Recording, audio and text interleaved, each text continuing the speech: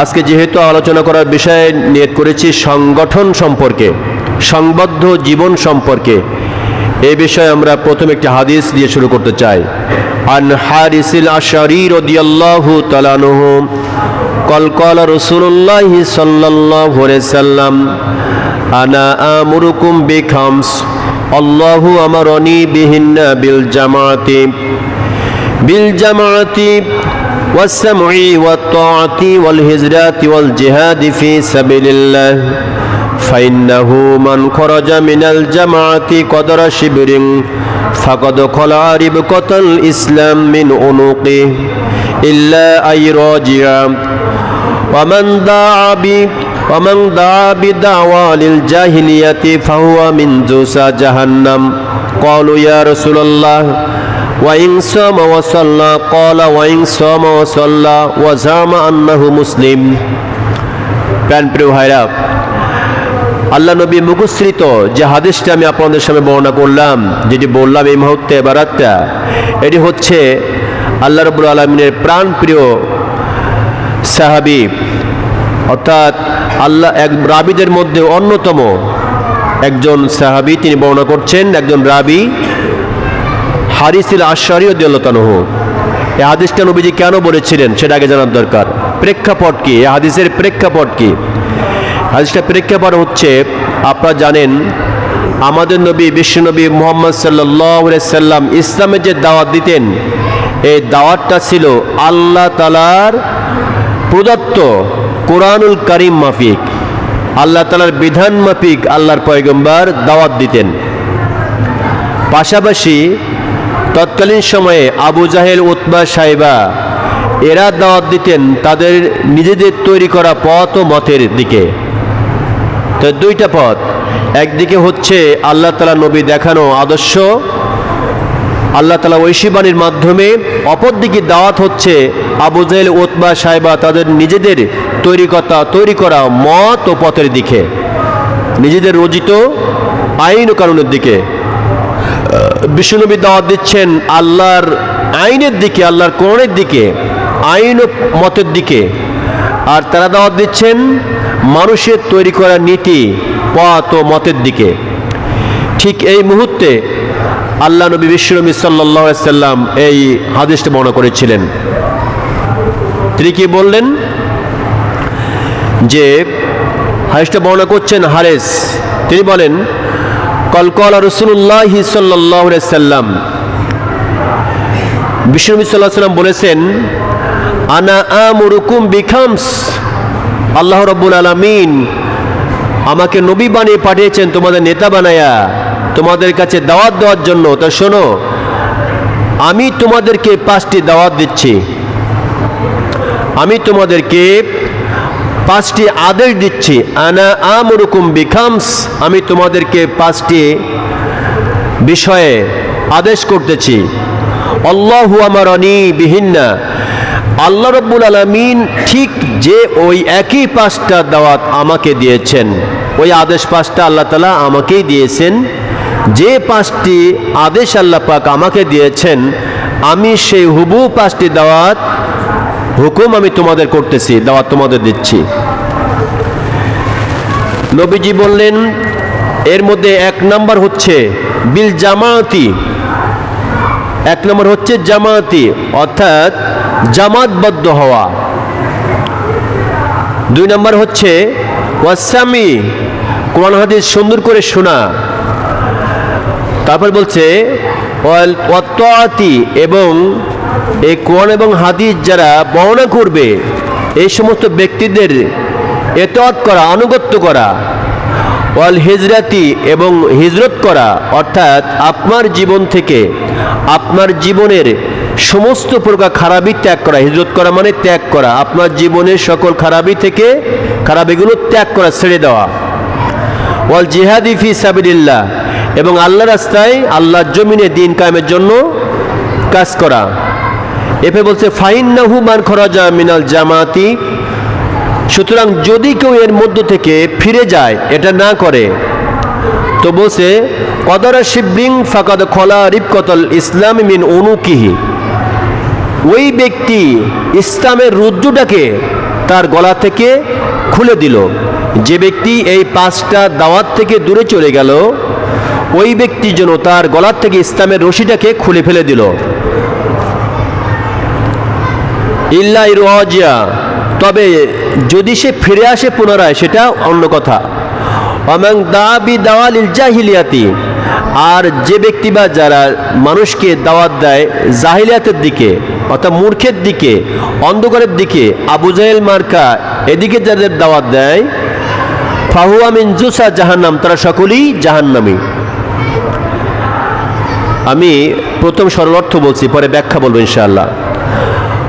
এই হাদিসটা যখন নবীজি বলছেন তখন অনেকগুলো সাহাবারা ছিলেন। সেই সাহাবীরা বলছে, ক্বালু ইয়া রাসূলুল্লাহ ওয়াইং সামা ওয়া সাল্লা, যদি তারা নামাজ পড়ে রোজা রাখে। নবীজি বললেন, ক্বালা ওয়াইং সামা ওয়া সাল্লা ওয়া জামা আন্নাহু মুসলিম, সে নামাজ পড়ে, যদিও সে নামাজ পড়ে, রোজা রাখে, হজ করে, যাকাত দেয়, এরপরও বলে আমি মুসলমান, তারপরও সে ব্যক্তি জাহান্নামী। কেন জাহান্নামী? যেহেতু সে আল্লাহ তাআলার দেওয়া দিন থেকে সরে যেয়ে মানুষের তৈরি করা পথ ও মতের দিকে দৌড়ায়, তার কারণে। এটি হলো সরল অর্থ। এবার ব্যাখ্যায় চলে যাবো আমরা ইনশাআল্লাহ। প্রিয় ভাইরা, তো আমি আপনাদের সামনে আজকে আলোচনা করছি যে বিষয়টা, এটি হচ্ছে সংগঠন সম্পর্কে। সংগঠন মানে একতাবদ্ধ জামাত। প্রথমে যে কথা বলছে, এই সংগঠন সম্পর্কে আলোচনা করতে যে বিশ্বনবী একটা হাদিস বলেছেন, হাদিসটা আমি আপনাদের সাথে বর্ণনা করেছি। হাদিসটা বলেছেন একজন নবী সাহাবী, অত্যন্ত ভালো সাহাবী, আর অনেক হাদিস বর্ণনা করেছেন তিনি বলছেন যে নবীজি বলেছেন, আনা আমুরুকুম বিখামস, নবীজি বলেছেন যে আমি তোমাদের 5টা বিষয়ে আদেশ করতেছি। আল্লাহু আমারনি, যে 5টা বিষয় আল্লাহ তাআলা আমাকে আদেশ করেছেন। তার বিশ্বনবী নিজের থেকে কোনো কথা বলেন নাই। এই হাদিসটা তিরমিজি শরীফে আসছে এবং মুসনাদ আহমদ শরীফে আসছে। সিয়াসিত্তা 6খানা কিতাবের 2টা কিতাবে হাদিসটা চলে আসছে। গুরুত্বপূর্ণ হাদিস। আমার ভাইরা, এখন প্রশ্ন হলো এটাই, বিশ্বনবী হাদিসটা কেন বলেছিলেন? নবীজি হাদিসটা বলেছিলেন এই জন্য যে তৎকালীন সময়ে, আমি আবারও বলছি, তৎকালীন সময়ে বিশ্বনবী মুহাম্মদ সাল্লাল্লাহু আলাইহি সাল্লাম, এখানে রাখেন, যে দাওয়াত দিয়েছিলেন, এই দাওয়াতটা ছিল বিশ্বনবী সাল্লাল্লাহু আলাইহি সাল্লাম যে দাওয়াত দিয়েছিলেন, সে দাওয়াত ছিল আল্লাহ প্রদত্ত দাওয়াত, আল্লাহর পক্ষ থেকে। পক্ষান্তরে পাশাপাশি একটা দাওয়াত ছিল, সে দাওয়াতটা হলো আপনার আবু জেহেল, উতবা, সাইবা নিজেদের তৈরি করা মতবাদের উপরে দাওয়াত। 2টা দাওয়াত, 2টা পথ। একটা হচ্ছে আল্লাহ তাআলা প্রদত্ত দাওয়াত, আরেকটি দাওয়াত হচ্ছে মানুষের তৈরি করা পথ ও মতের দাওয়াত। এই 2টা দাওয়াত দেখে নবীজি হাদিসটা বর্ণনা করেছিলেন। প্রিয় ভাইরা, বিশ্বনবী সাল্লাল্লাহু আলাইহি সাল্লাম যে 5টি বিষয় বলেছেন, তার মধ্যে 1 নম্বর হচ্ছে বিল জামাতি। 1 নম্বর হচ্ছে যে মানুষকে জমাতবদ্ধ হতে হবে। মানুষকে যেমনি করে আমরা নামাজ পড়তে হলে, যখন আমরা নামাজ পড়তে আসি, এই যে নামাজ পড়তে এসেছি জুমা নামাজ, জামাতবদ্ধ হয়েই তো নামাজ পড়তে হবে, ঠিক কিনা? জামাতবদ্ধ হয়েই নামাজ পড়তে হবে। তো যখন কোনো জামাতবদ্ধ হয়ে একত্রিত হয়ে কোনো কাজ করা হয়, সেই কাজটা ফলপ্রসূ হয় বেশি।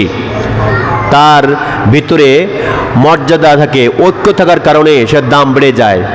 একাকী কোনো কাজ করতে গেলে সেভাবে করা সম্ভব হয় না।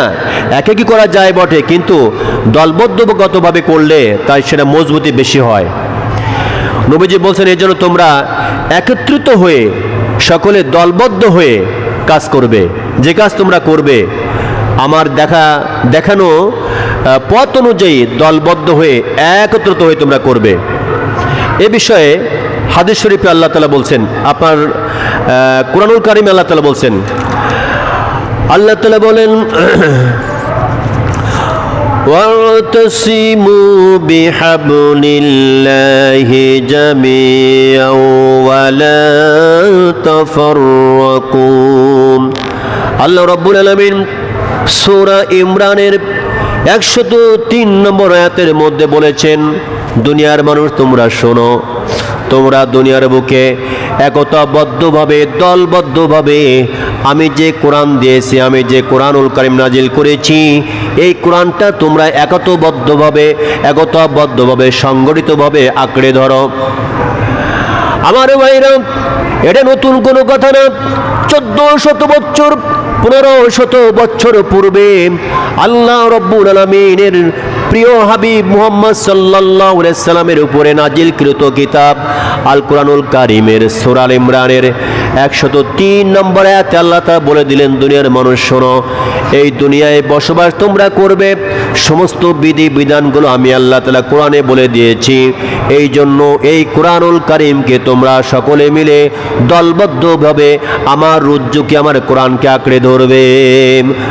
আর কি বলছে? ওয়ালা তাফাররাকু, আর তোমরা বিচ্ছিন্ন হয়ে যাবে না। তাহলে বোঝা গেল জামাত করার জন্য, একতাবদ্ধ হওয়ার জন্য আল্লাহর আদেশ আছে।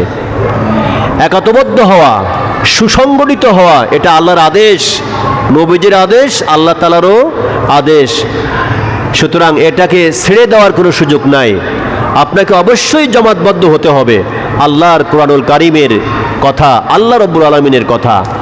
তাহলে এক নম্বর হচ্ছে জামাতবদ্ধ হওয়া। বেশি ব্যাখ্যা বিশ্লেষণ গেলে এটা আপনার শেষ করা যাবে না।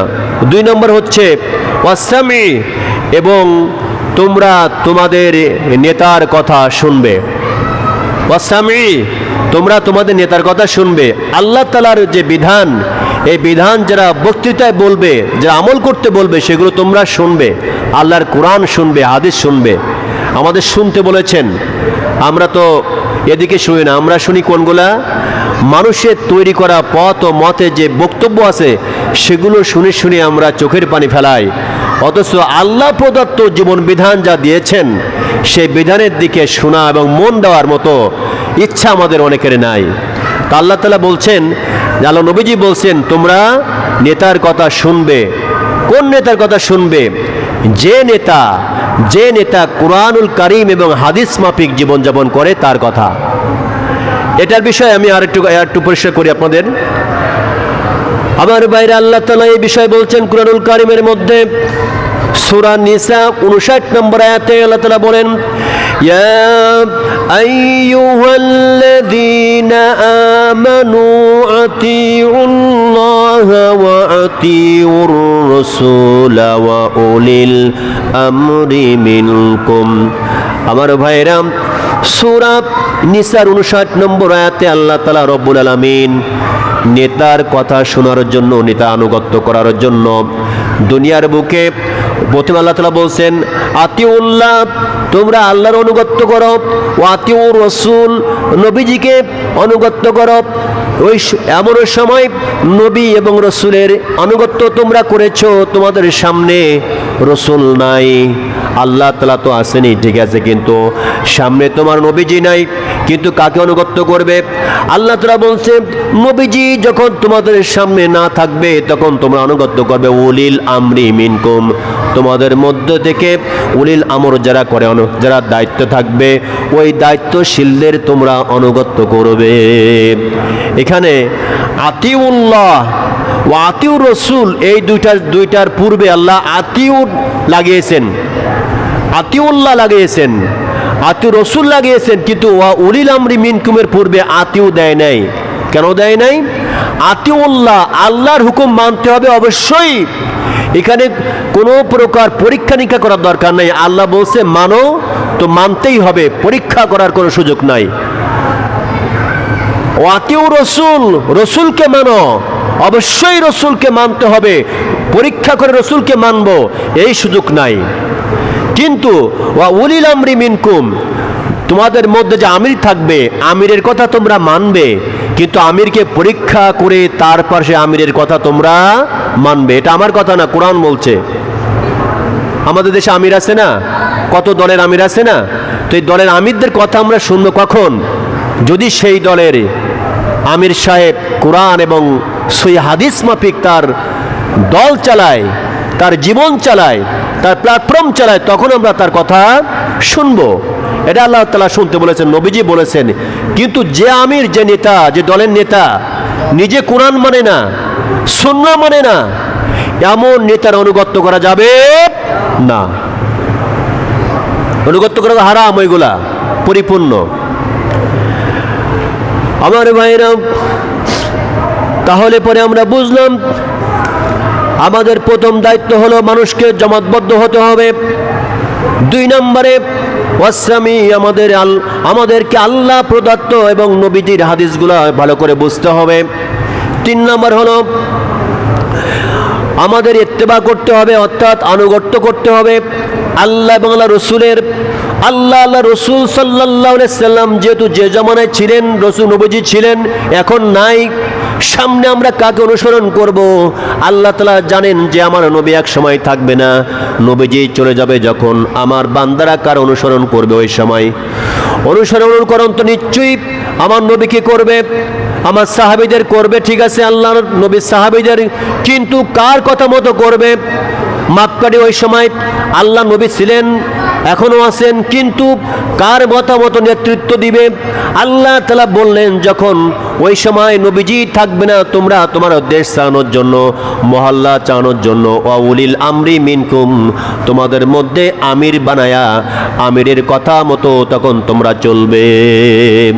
আমিরের কথা মতো চলতে হবে, যদি সে আমির কোরআন এবং হাদিস মাফিক চলে।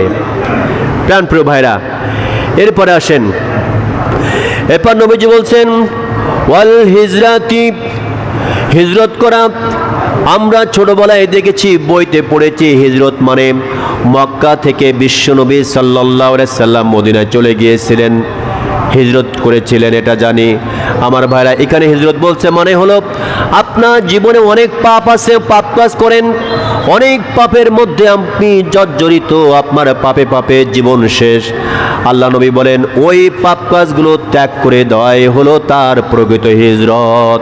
এখন তো হিজরত করার দরকার নাই, কিন্তু হিজরত করবে কেমন করে? তোমার জীবনে যে পাপগুলো আছে, পাপের রাস্তাগুলো তুমি ছেড়ে দাও, ত্যাগ করো। হিজরত করা মানে কি? ত্যাগ করা। নবীজি হিজরত করেছিলেন, মক্কাকে ত্যাগ করে মদিনায় গিয়েছিলেন। তোমরা হিজরত করো কিভাবে? তোমাদের জীবনের সমস্ত পাপের রাস্তাগুলো এগুলো ক্রস করে সুন্দর পথ আমার দেখা এবং আল্লাহ তাআলা দেখানো এই পথে তোমরা চলে আসো। একথা আল্লাহ রাব্বুল আলামিন নবীজি বলছেন। হিজরত করা মানে হলো এখানে আপনার জীবনে যতগুলো পাপ কাজ আছে ওই সাইডগুলো ব্লক করে দেওয়া, আর পাপ কাজ করা যাবে না। এরপরে বলছে ওয়াল জিহাদি ফি সাবিলিল্লাহ, যদি তুমি জামাতবদ্ধ হতে পারো, আল্লাহ নবীজির কথা যদি শুনতে পারো, আর যদি আল্লাহর অনুগত্য করতে পারো এবং তোমার জীবনের পাপগুলো ছাড়তে পারো, তাহলে পরে তোমার কর্তব্য হচ্ছে আল্লাহর জমিনে আল্লাহ পাক তোমাকে যে জন্য পাঠিয়েছেন। আল্লাহ তাআলা বলছেন ইন্নাল্লাহা আশতারা মিনাল মুমিনিনা আনফুসাহুম ওয়া আমওয়ালাহুম বিআন্না লাহুমুল জান্নাহ। আল্লাহ তাআলা বলেন নিশ্চয়ই আমি মুমিনের জান এবং মুমিনের মাল এই দুটাকে ক্রয় করে নিয়েছি, কিনে নিয়েছি। মুমিনের জান এবং মুমিনের মাল এই দুটাকে আমি রব্বুল আলামিন ক্রয় করে নিয়েছি বিআন্না লাহুমুল জান্নাহ, জান্নাতের বিনিময়ে। তাহলে মুমিনের জান এবং মাল এই দুটা আল্লাহ তাআলার কে দেওয়া হয়েছে, আল্লাহ তাআলা বিনিময়ে মানুষের জান্নাত দান করবে। নামাজ পড়লে জান্নাত আল্লাহ পাক দিবে, কোরআনে এক জায়গায়ও বলেন নাই, হাদিসে এক জায়গায় বলেন নাই যে নামাজ পড়লেই জান্নাতে যাবে। হজ করলে জান্নাতে দিবে আল্লাহ পাক, এ কথা বলেন নাই। কুরবানি করলে আল্লাহ পাক জান্নাত দিবে, এ কথা বলেন নাই। কিন্তু আপনার জীবন আর আপনার মাল আল্লাহর রাস্তায় খরচ করলে আল্লাহ জান্নাত দিবে, অনেকবার বলেছেন, কোন সুবহানাল্লাহ। তো জান আর মাল কই দিয়ে দিবেন?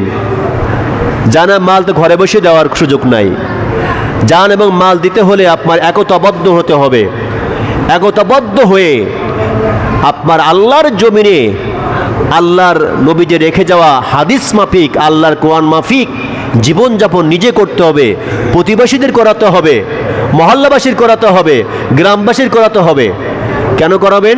এ দায়িত্ব শুধু কি আপনার একা এমনি পাইছেন? না, আল্লাহ তাআলা বলছেন, আল্লাহ তাআলা বলছেন কুনতুম খায়রা উম্মাতিন উখরিজাত লিন-নাস তা'মুরুনা বিল মা'রুফি ওয়া তানহাউনা আনিল মুনকার।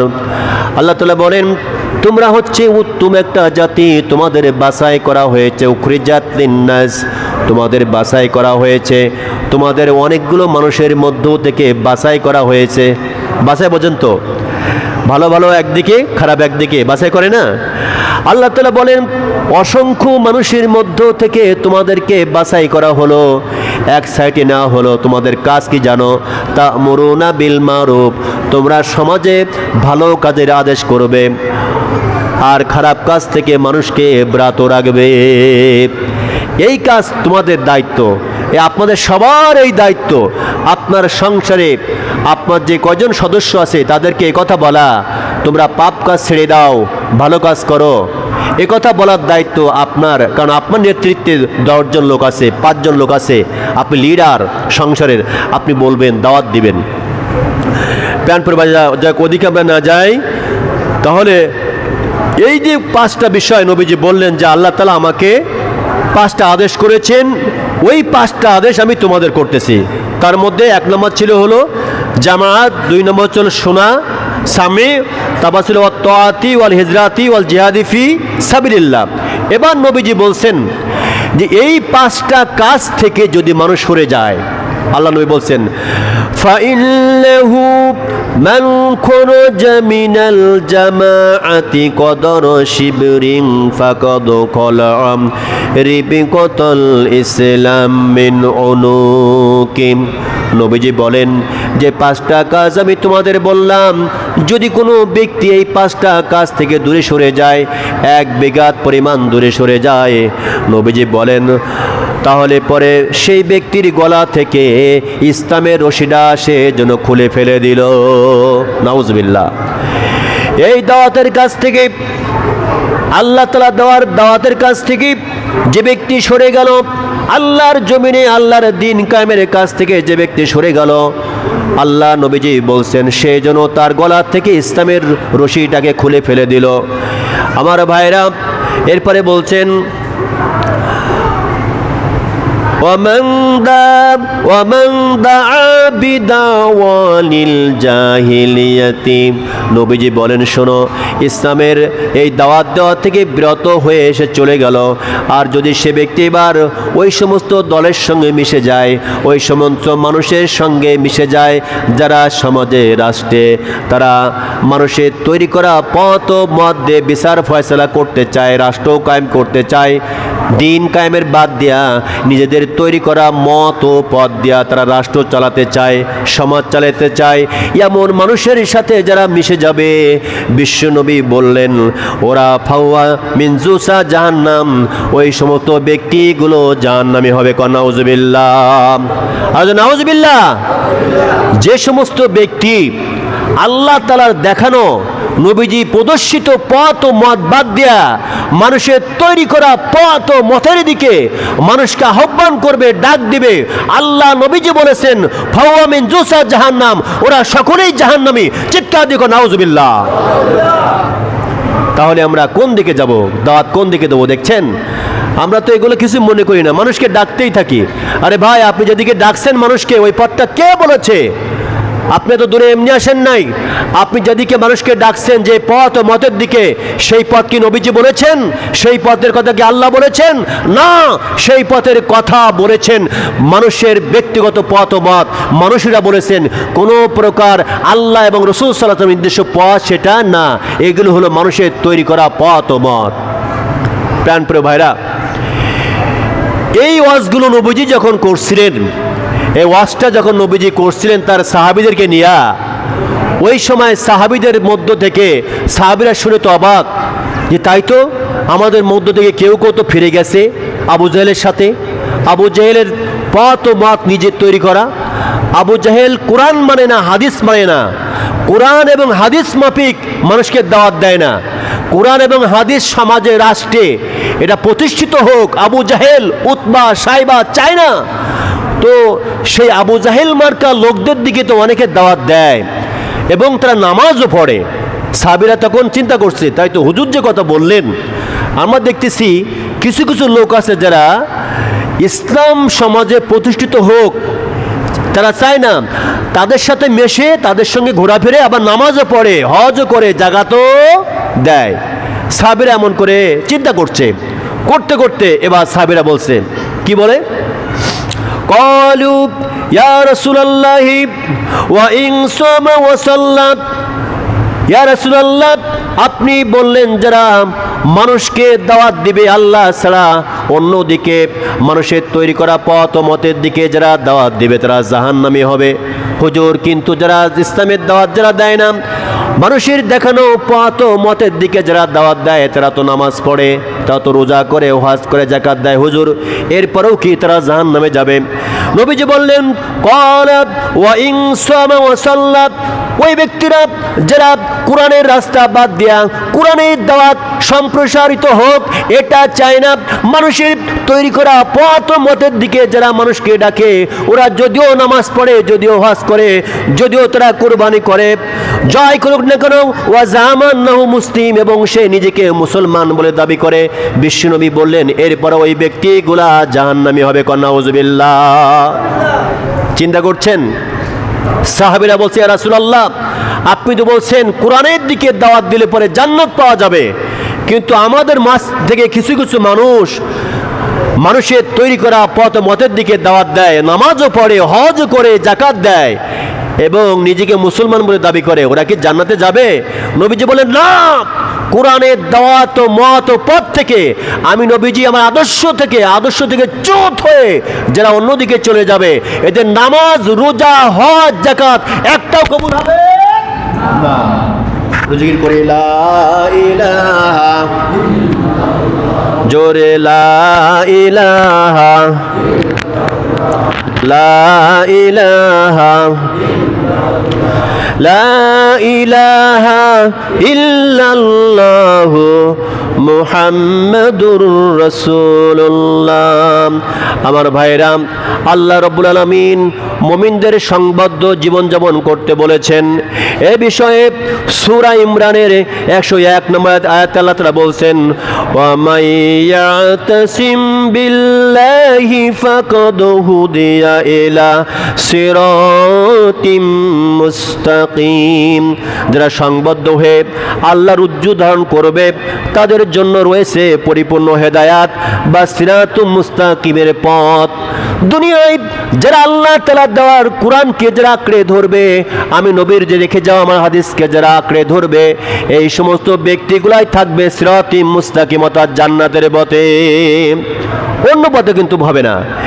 এরপরে আল্লাহ তাআলা বলছেন, সংবদ্ধ জীবন জান্নাতে নিশ্চয়তা দান করবে। যদি তোমরা সংগঠিত হতে পারো, সংবদ্ধ জীবন যাপন করতে পারো, তাহলে পরে আমি তোমাদের একটা কথা বলি। আল্লাহ তাআলা বলছেন সূরা মুজদালা 22 নম্বর আয়াত, আল্লাহ বলছেন, ويدخلهم جنات تجري من تحتها الأنهار خالدين فيها رضي الله عنهم ورضوا عنه أولئك حزب الله ألا إن حزب الله هم المفلحون। আল্লাহ তাআলা বলেন, তোমাদেরকে আমি এমন জান্নাত দান করব, যদি আমার রাস্তায় তোমরা মানুষকে দাওয়াত দিতে পারো, এমন একটা জান্নাত আমি তোমাদের দান করব, যে জান্নাতের তলদেশ দিয়ে নহর সমূহ প্রবাহমান থাকবে।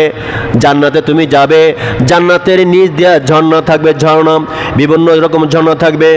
আর শোনো, যদি তোমরা আমার দাওয়াতের কাজ করতে পারো, তাহলে পরে তোমরা হচ্ছে হিজবুল্লাহ, আল্লাহর দল। কার দল? আল্লাহর দল। দুনিয়ার মানুষ শোনো, দুনিয়ায় দুইটা দল, একটা হচ্ছে হিজবুল্লাহ, আরেকটি হচ্ছে হিজবুশ শয়তান, যা আল্লাহর দিকে মানুষকে ডাকে, আল্লাহর কোরআনের দিকে যারা ডাকে, কোরআন দিয়ে বিচার ফয়সালা করতে চায়। আল্লাহ তাআলা নবী যেমন কোরআন দিয়ে বিচার করেছিলেন, আল্লাহর নবীর সাহাবীরা যেমনকে কোরআন দিয়ে বিচার করেছিলেন, এই পথ ও মত যারা পছন্দ করে, আল্লাহ তাআলা বলেছেন ওরা হচ্ছে হিজবুল্লাহ। আর এদের জন্য আল্লাহ রব্বুল আলামিন দুনিয়া এবং আখিরাতে দুই জায়গায় কল্যাণ দান করবে। কোন সুবহানাল্লাহ। আমরা মনে করি কোরআন শুধুমাত্র এই একটু জান্নাতে যাওয়া যাবে সেজন্য নাজিল হয়েছে, মানা রাখবে না।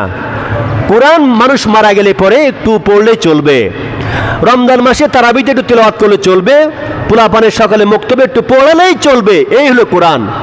অথচ কোরআন দিছে আল্লাহ পাক দুনিয়া এবং আখিরাতে উভয় কালের সমস্ত প্রকার কল্যাণ দেওয়ার জন্য। সুবহানাল্লাহ।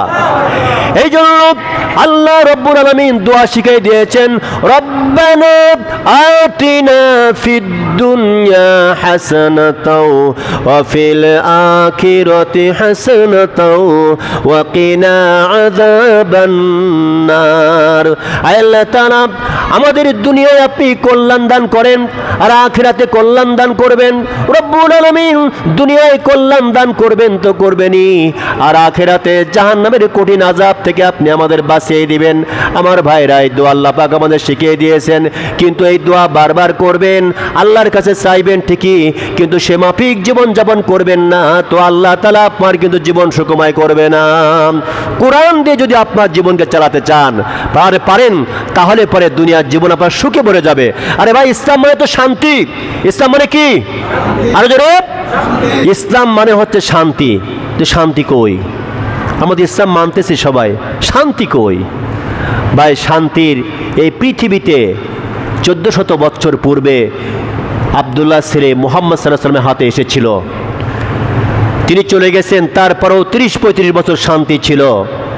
এরপরে মানুষ যখন কোরআন এবং হাদিস ছেড়ে দিল, আচ্ছা, আল্লাহ নবী সাল্লাল্লাহু আলাইহি সাল্লাম যে বিচার করতেন, ফয়সালা করতেন, রাষ্ট্র চালিয়েছেন, তার নিজের ব্যক্তিগত পথ ও মত দিয়ে নাকি আল্লাহর কোরআন দিয়ে? ভাই, আল্লাহর কোরআন দিয়ে। আল্লাহর কোরআন দিয়ে বিচার, ফয়সালা, অর্থনীতি, রাজনীতি, পরিবার নীতি করার কারণেই আল্লাহ শান্তি দিয়েছিলেন। এরপরে সেখান থেকে নবীজি চলে যাওয়ার পর থেকে আরো 35 বছর সাহাবীদের জীবন ছিল, তখনও শান্তি ছিল। কেন? তারা কোরআন দিয়ে বিচার ফয়সালা করেছেন, রাজ্য চালিয়েছেন। তাই তারপর থেকে আমরা কোরআন ছেড়ে দিয়েছি, তো আমাদের সেই শান্তি আর এখন নাই। প্রাণপ্রিয় ভাইরা, কথা বলার সময় শেষ হয়ে গেছে, যে সামনে আর আমি কিছু বলবে সুযোগ আর নাই। এই কথার অনেক আলোচনা, শেষ কথা একটা কথা বলে দিই, যে আমাদের ঐক্যবদ্ধ ছাড়া আর কোনো লাইন নেই। ঐক্যবদ্ধ হতে হবে আল্লাহর জমিনে আল্লাহর দ্বীন কায়েম করার জন্য। যদি আপনি ঐক্যবদ্ধ না হন, চেষ্টা না করেন, তাহলে আপনার মৃত্যু হবে জাহেলি মৃত্যু। কারণ আল্লাহ তাআলা নিজেই অর্ডার করেছেন যে তোমরা আমার জমিনে আমার দ্বীন কায়েম করো। সেটা কিভাবে? আল্লাহ তাআলা বলছেন, শারা'a লাকুম মিনাদ-দীনি মা ওয়াসসা বিহি নূহাও ওয়াল্লাযী আওহায়না ইলাইকা ওয়া মা ওয়াসসায়না বিহি ইব্রাহীমা ওয়া মূসা ওয়া ঈসা আন আকিমুদ-দীন ওয়া লা তাতাফাররাকু ফীহি। আল্লাহ তাআলা বলেন, নবী হে শোনেন, আমি তোমাদের জন্য যে নিয়ম পদ্ধতি শরিয়াত বাছাই করলাম, এই নিয়ম পদ্ধতি শরিয়াত কিন্তু নতুন কিছু না। এটা আমি দিয়েছিলাম ইব্রাহিম আলাইহিস, এটা দিয়েছিলাম আমি পূর্বে নূহ আলাইহিস সালামকে দিয়েছিলাম, এরপরে আরো অনেক পয়গম্বরকে। আপনাকে যেটা দিলাম এটা শুধু আপনাকে না, ইব্রাহিমকে দিয়েছিলাম, মূসাকে দিয়েছিলাম, ঈসা আলাইহিস সালামকে দিয়েছিলাম। তাদেরকে দেওয়ার পরে একটা কথা তাদেরকে বলে দিয়েছিলাম, শোনো, সব তোমরা মানবে ঠিক আছে, কিন্তু একটা কথা তোমাদের সকলের সমান করে মানতে হবে। আল্লাহ তাআলা বললেন, আনাকিমুদ্দিন ওয়ালা তাতাফাররাকু ফীহি, খবরদার তোমাদের প্রত্যেকের দায়িত্ব হলো আমার জমিনে আমার দ্বীন কায়েম করা। আল্লাহর জমিনে আল্লাহ দ্বীন কায়েম করা প্রত্যেকের কাজ। আরে ভাই, যে সমাজে আল্লাহ দ্বীন কায়েম নাই, সেই সমাজে কখনো শান্তি আসতে পারে না। শান্তি আনতে হলে আল্লাহর জমিনে আল্লাহর দ্বীন কায়েমের কাজ করতে হবে। এজন্য আসুন আমরা সকলেই একত্রিত হয়ে আল্লাহর জমিনে কিভাবে আল্লাহ নবীজি রেখে যাওয়া আদর্শ মাফিক আমরা সাজাতে পারি, সেই কাজ করি। আল্লাহ পাক তৌফিক দিন বলে আল্লাহুম্মা আমিন।